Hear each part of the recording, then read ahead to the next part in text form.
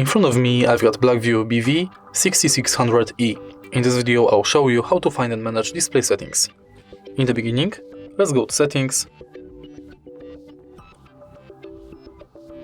enter Display, and right here we've got all settings for our display.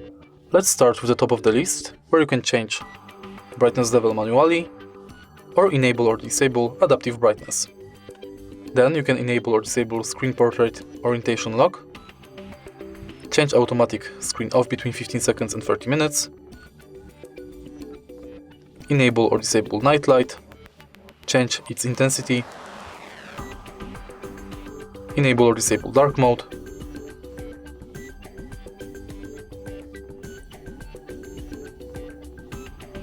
adjust colors and contrast,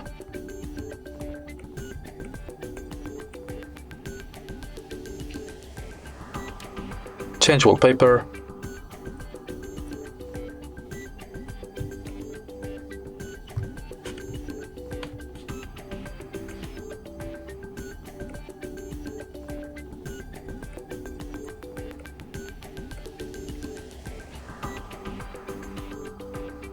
enable or disable up drawer, change font size, display size, set screensaver,